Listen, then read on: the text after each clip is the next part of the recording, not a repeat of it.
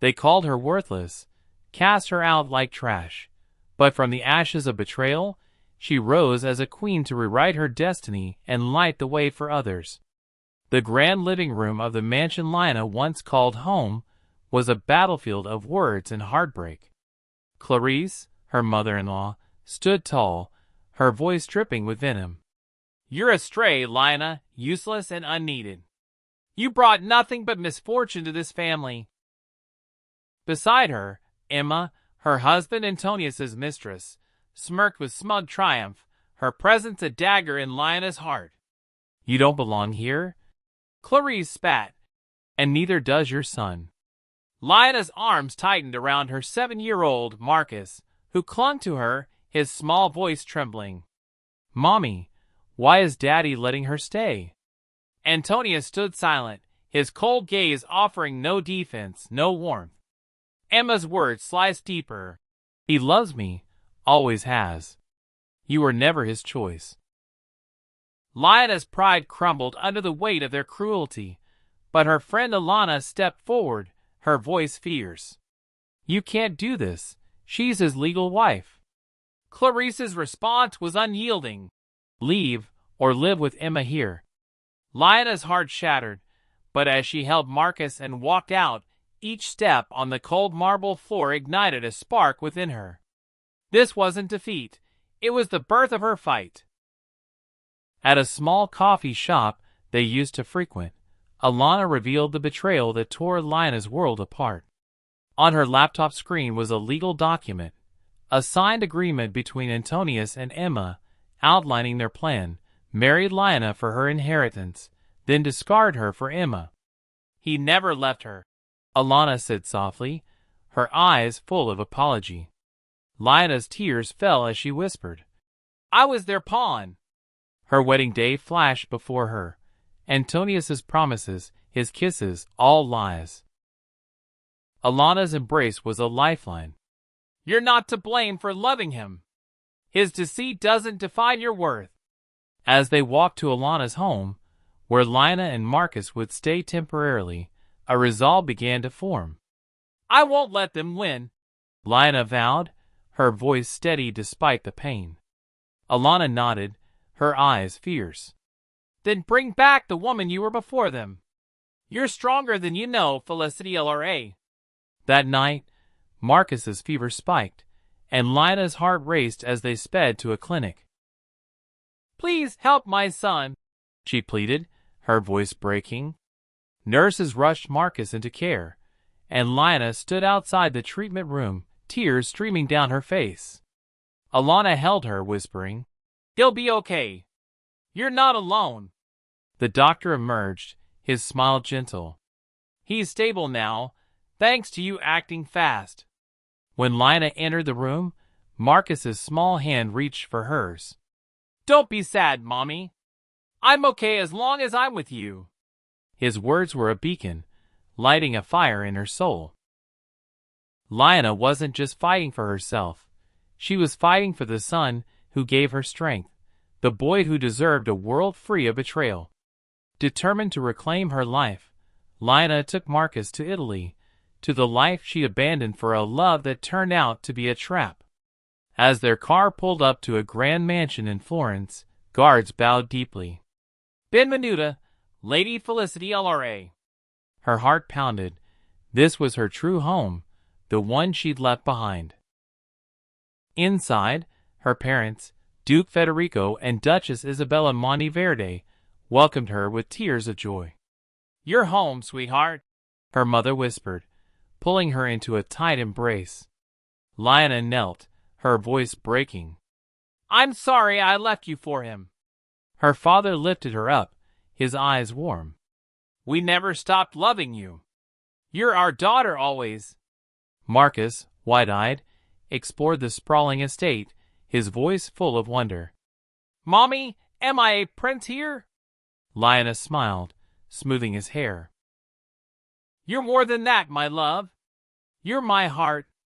Reclaiming her true name, Felicity Lra Monte Verde, Lina felt her power return. She wasn't just a mother. She was a force, ready to rise.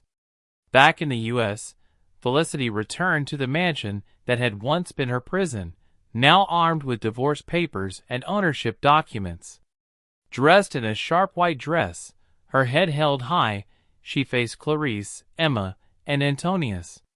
"This house, the cars, the company. It's all mine," she declared, slapping an eviction notice into Clarice's trembling hands. Antonius stammered, "We're still married." Her smile was ice cold. "Not anymore." Signed, sealed, legalized. Their smugness shattered as her lawyer presented proof.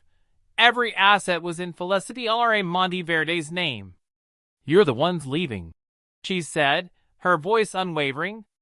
Marcus stood by her side, his small hand in hers, his voice firm. "You lost the right to call me son," he told Antonius, who flinched as if struck. Felicity's heart swelled. Her son was her anchor, her reason to fight. In a sleek conference room, Felicity took her place at the head of the company she'd always owned. Antonius and Emma burst in, desperate to reclaim their place, but her lawyer silenced them. "All shares belong to Miss Monte Verde.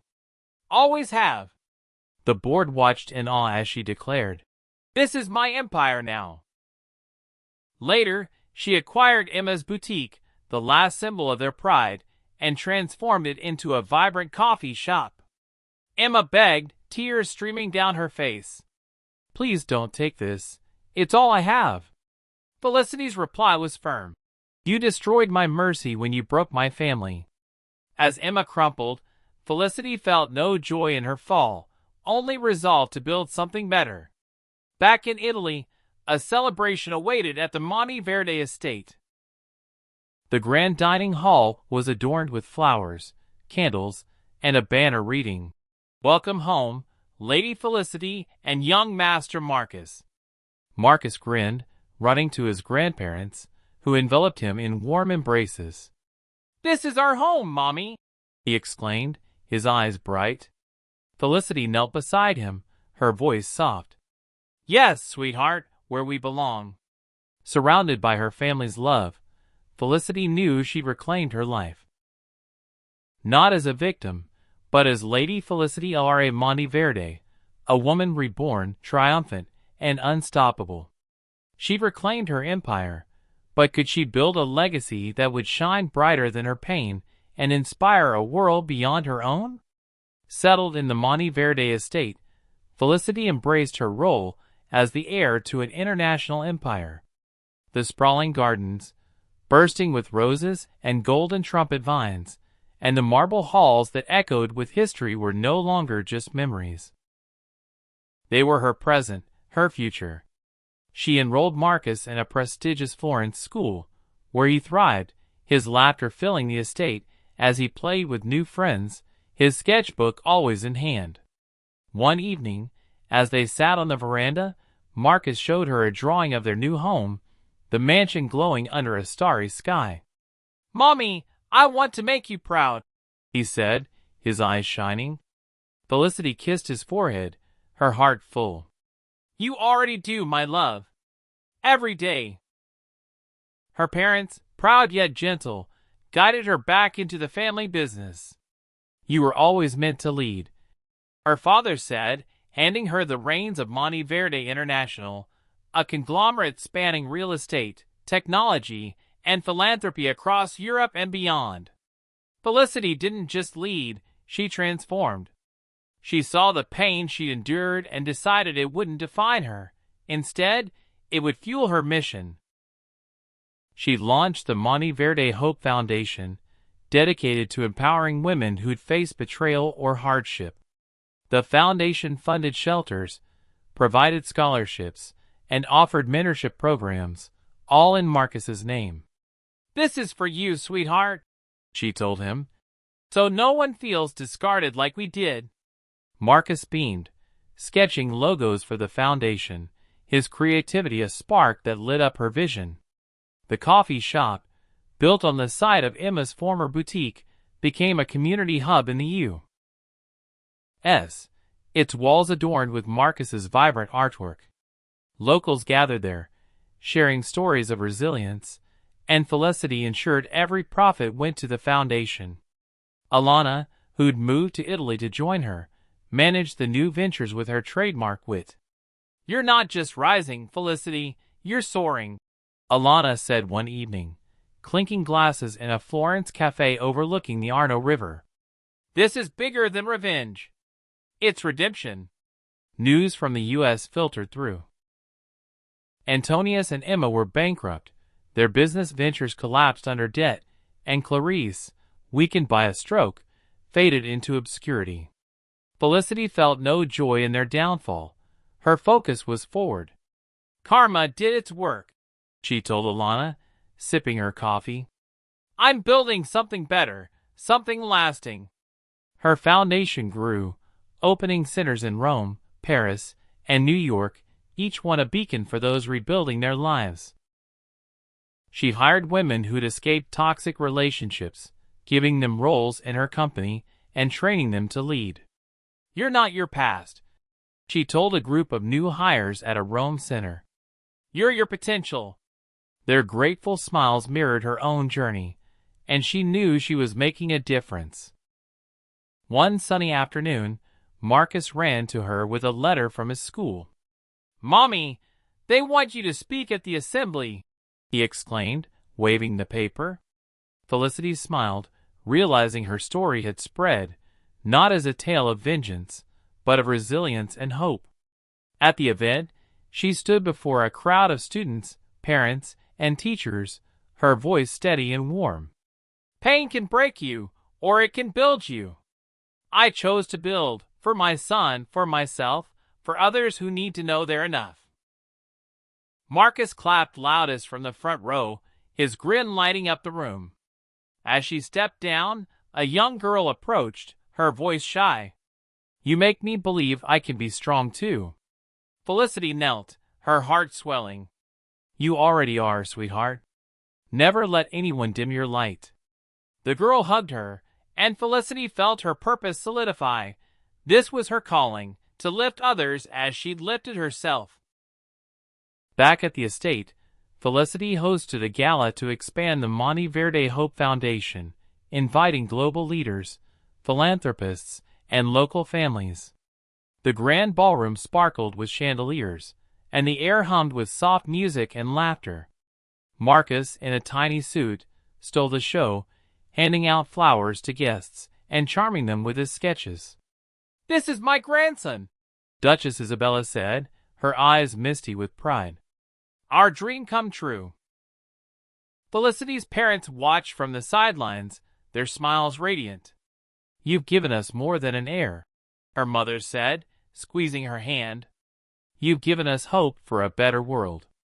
As the night wound down, Felicity stepped onto the balcony, Marcus asleep in her arms, the Florence skyline aglow below. She'd reclaimed her name, her home, her power, but more than that, she'd built a legacy of love, strength, and purpose. "This is our story now," she whispered to Marcus, "and it's just the beginning." The foundation's impact grew, with Felicity traveling to open new centers, always with Marcus by her side. In Paris, she met a single mother named Clara, who'd fled an abusive marriage. "I thought I was nothing," Clara confessed, tears in her eyes. Felicity handed her a business card for the foundation. "You're everything. Let us help you start again." Clara joined the Rome Center, eventually becoming its director, her confidence a testament to Felicity's vision. Marcus, now 8, started a school club to raise funds for the foundation, his passion inspiring his classmates. "Mommy, I want to help people like you do," he told her, presenting a check from his club's bake sale. Felicity hugged him tightly. "You're already changing the world, my love."